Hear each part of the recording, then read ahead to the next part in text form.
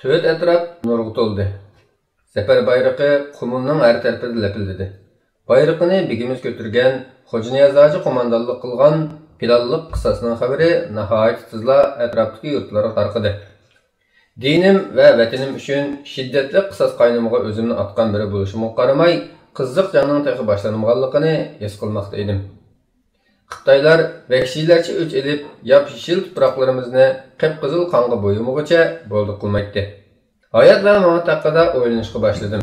Bu dunyoda hech nima baqiy emas tursa, Allohning huzuriga ketishdan nima qo'rqamiz?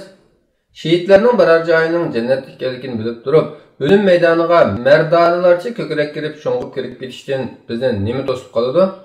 O'limalarimiz masjidlarda bizlarning insoniyat ichidan chiqarilgan eng yaxshi ummat ekanligimizni so'zlaydi. Halbuki bizga Xitoyning hukmron bo'lib olganiga, g'arb tarafdagi qarindoshlarimizning yurtini ruslarning ishg'ol qilib olganiga qarab, o'zimizni bechora ummatdek his qilatdim. Xo'rliq ishida qolgan, putimizdagi razil kishilar qadamlarimizni ostilatgan, hurmatimiz va odimiyligimiz iymonsiz bir millat tarafidan dafsanda qilinayotgan, ornimiz ishidagi bir ummatga aylangan edik. Men keldim Mustafa. Indep keldin Çolpan. Sen mening hayotim, ruhimsin. Sening qilichingni o'ynatib, dushmanlarni yerda ishlatgan qahramonligingni ko'rib, sen bilan ko'rishishga taqozo bo'ldim. Çolpan, yaxshi ko'rdig'ingga boshqa birini deb ol. Mening izdegan kishim dal sen Mustafa. Zulmat bosgan dahshatli kecha osmonga qaradim. Mushundoq kechalarda ko'pikka aylangan arzular va aslimlarni o'yladim. Çolpan, kechalar shirin, lekin haqiqatdan yiroq xayollar bilan to'lgan. Bu kecha ko'ngil berishganlarning kechasidir. Yo'q, men bu kechada qonliq elishlardan boshqa bir narsa ko'rmadim. Menga yaqinlashdi. To'nglab ketgan qo'llarimni alqiniq olib turib, Keynimizni qarg'ana, rengarang xushbiroqlik gullar bilan to'lgan qasr gullik turibdi. deb pichirladi. Bu ishlar yuz berishdan burun o'ylanishni o'ylaydim. Chunki arzu qilgan boshqa armonim yo'q edi. Hozirchi Mustafa? Hozir hammadan ko'ngil arzularini ata qo'yib qo'ygan vaqt. Chunki jihad bor. Jihad bo'lsin nima bo'pti? Hem dushman bilan elishishga, hem baliq bo'lishga kuching yetadi sening. Çolpan, bu kecha visol zamonimiz emas. Qachon emasa? Buni Alloh biladi.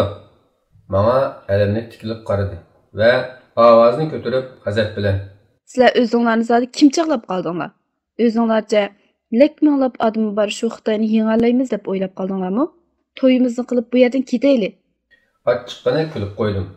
Uning qo'lini siqib turib: "Biz xotirjam yashaydigan yanada sharqdan Xitoy balasi kelyotidi. G'arbdan qizil o'lim qistavotidi. Bizning boshqa tanlashimiz yo'q. Ya o'lim, ya ko'rim. Nima ko'rsak, mush yurtni ko'ramiz." O'lim kelmay turib, sening qalbing o'lib bo'pti. deb qo'lini silkib tortib oldi. "Men jang uchun yashayapman." Urush hech narsani to'xtatib qo'ygani yo'q, Mustafa. Gullar bixsuridi, g'unchalar chechaklaydi. Ig'ir oyoq onalar yengiydi. Cho'ponlar tog' bag'rida naqsh to'laydi. Dehqonlar ziroat teriydi va hosil yig'idi. Senchu, kallangda urushdan boshqa narsa bormi? Bajoyiki targi dunyo bo'lib, xilvatda o'ziga butxona silib, ichiga bekinib olgan ahmoq royiblarga o'xshab qopsan. So'zlari ta'sirli edi. Samimiyat bulqining tomchilaridek illiqlikqa to'lgan hayotdek kishini eritdi. Peshonamdan ter oqayotganini his qildim. Demak, jiddiylashib, ching'ichiq nervlarim asta-asta bo'shayotdi. Ko'zlarim oy nurida go'zallik texim namoyon bo'lgan yop-yeshil to'pliklarga tikilib qolgan edi. Namxo'sh, salqin havodan qanog'uchi nafas oldim. Seni so'yman Çolpan. Amisi visolimiz qachon? Ishqilib sen o'ylagandan tez bo'ladi.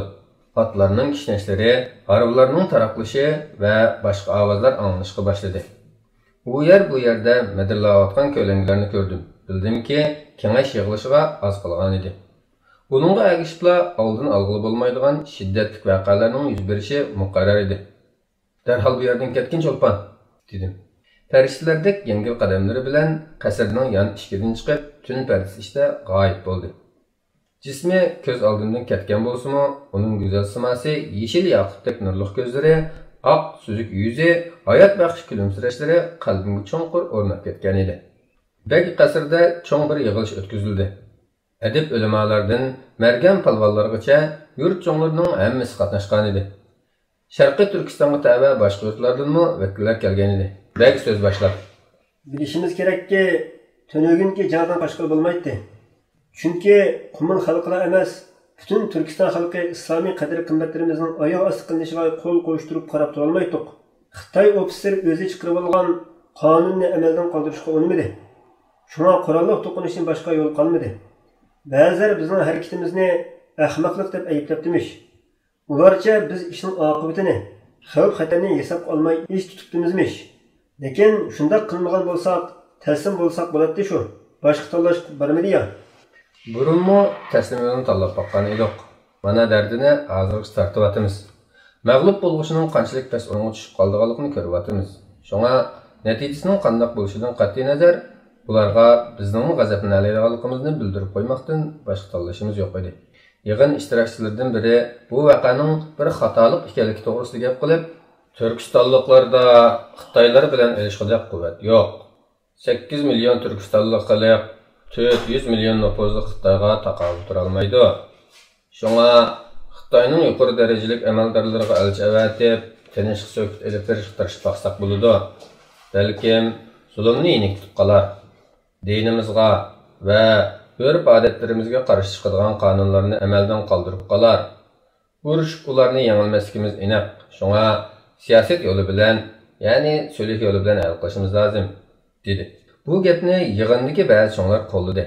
Xitoyning Sharqiy Turkistondagi oliy hukmdori Jin Shuringa elchilar imkoniyat taklifini berishdi. Bu gapni anglagan Xo'ja Niyoz hoji g'azablangan holda barmoqlarini shiltib turib so'zlashga boshladi. Janoblar, agar elchi avatsanglar, avatga elchilarninki qo'yga o'xshash bo'g'izlaridan boshqa xabar keldi deb o'ylamanglar. Qumulda odamlarning jajisini berdik. Xitoylar bizni hargiz afv qilib etmaydi. Meningcha bo'lganda urushmoqdan boshqa yo'l yo'q. Tinch yo'l bilan hal qilishning usulini izlab o'tirishimiz vaqt isrofchiligidan boshqa narsa emas. Bu xalqning qilida bir vahshiylik, qotillik, hech qanday sabab bo'lmasa-mu qatl omdan chekinmaydigan bu xalq bir ofitserni odamlar bilan qo'shib yo'qotgan tursak, ahvol qanday bo'lmoqchi sizlarcha? Ondan Xo'ja Niyoz hoji o'rnidan turdi va jaranliq ovozda so'zini davomlashtirdi. 400 million Xitoy deb ketibsizlar. Bu gaplaringlarni xalq anglab qolsa, bu yig'inga musulmonlarga emas, Xitoyga vakolatdan qatnashyapti ekan deb qoladi. Agar eng dastlabki musulmonlarmi sizlardek o'ylab qo'shinlarni odam soniga qarab selishtirgan bo'lsa edi, Alloh bilan qasamki, islom butun yer yuziga tarqalmagan, Allohning bayrog'i ustunlikka ega bo'la olmagan bo'ladi. Sizlar xuddi Alloh taoloninki Allohning izni bilan oz jamoa ko'p jamoa ustidan g'alaba qildi degan oyatini o'qib anglab boqmagandek gap qilyapsizlar. Dushmanimizni dinimizga hurmat ko'rsatishga majburlash uchun biz musulmonlar avval o'zimiz Qur'onni yo'l ko'rsatkichi qilishimiz lozim. Qur'on bizning dunyo va oxiratligimizning yaxshi bo'lishiga kafolatdir. Biz dinimizda susishib qolganligimiz uchun, Allohning kitobidan yiroqlashganligimiz uchun Alloh taolo dushmanimizni bizga hokim qilib qo'ydi.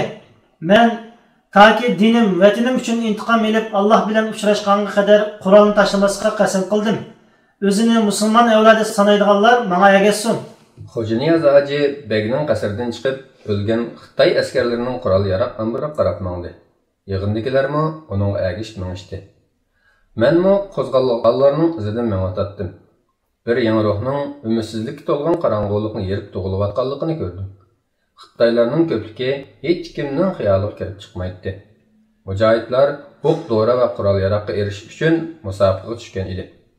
Xitoylarning odam soni va qurol-yaroq jihatdagi ustunlik haqidagi tashvishlar mujohidlarning oyoqlari ostida ezilib yo'q bo'ldi. Bilarman kishilarcha bo'lganda bu talbilik edi. Jasur odamlarcha bo'lganda yer yuzida hech qanday kuch bu inqilob qo'shinini to'sib qola olmaydi.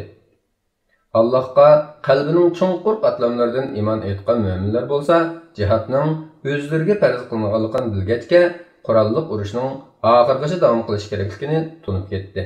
Ularning vazifasi kufr va tag'utlar bilan ilishishda chekinmay ilgirlash bo'lib, yengish bo'lsa Allohning ilikidagi ishlar edi. O'lim ular uchun arzimas bir narsa edi. Podachilar xalq naqshlarini tovulg'ach, tog'lardan top-top bo'lib tushdi.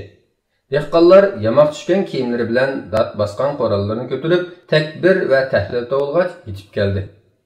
Qasrning eng egiz peshtoqlarining biridan qarab o'tdim. Ko'chalar odam dengiziga aylangan edi. Ulug' ajdodlarimiz bino qilgan azon munorlari va qubbalarga tong nuri chechilishga boshladi.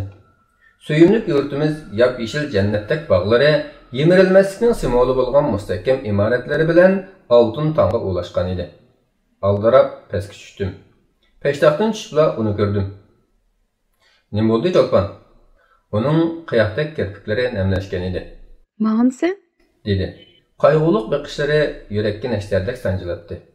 Emschu, Mustafa ot eshakka yem berib, qadi beqib qilib qolamdikan deganmi? Hammalar ketisizlar. Shundoq, xo'rliq ishida yashagandan men afzal. Menga uzundan uzun tikilib qaragandan keyin Seni qaytib kelmaydigandeklar his qilyapman. dedi. Menga bo'lgan sevging chin bo'lsa, qalbingga bir ishlar ayon bo'lgan bo'lishi mumkin. Endişe hatta cho'nqur söygünümü charchitib o'tidi. Endişe? Dedim beşini çayqab. Shundoq, sen yolg'on so'zligim yo'q. Güzelim, haqiqiy sevgi degan o'lmas bo'ladi.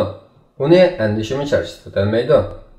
Sevgi chin, samimiy bo'lsa, mayli beshimizga o'lim kelsin yoki peshonimizga yashash tutilsin, o'xshashil turaveradi, o'zgarmaydi. Chiqishib yelkimga urib qo'ydi va Men ya boshqa ayollardek muhabbatni ta'min etib baxmagan bo'lsam, dedi. Ko'zlarim yiroqlarga tikilgan holda pishirladim. Seni xayol qilish bilan tong atqizgan kechalar go'zal chaqlar edi. Sening nozlanib o'zingni qochirishlaring qalbimni boshqa hayajonga solatdi. Ah, bir bilsam. Shu an yurakim shodlikdan tipirlaydi. Chunki jang maydoniga borganda mening sevgim bilan liq to'lgan bir qalbning borligini bilib turaman. Zulmatlik jang maydonlarini aydınlash uchun seni xayol qilishim yetarlik. Sening g'ururing va o'zimning arnumus uchun elishiman. Sharaf, arnumus Allah Taala bizga ato qilgan ne'matlardandir. Qaytib kelgan chog'imizda to'y qilamiz. Cho'lpon, og'achayimning yana qaytqin. U mo yolg'iz qoldi aqchan. Erlarning hammasi yo'lga chiqdi. Mujohidlarning yo'lga chiqishi bek ahamiyatli bir voqea. Sizlar ko'z yosh qilib o'tirishmay, usul o'ynab, naqsha aytib tantan qilsanglar bo'ladi. İmanı üçün qılınğan jang erlərini tavlab haqiqiy erkek aylandırdı.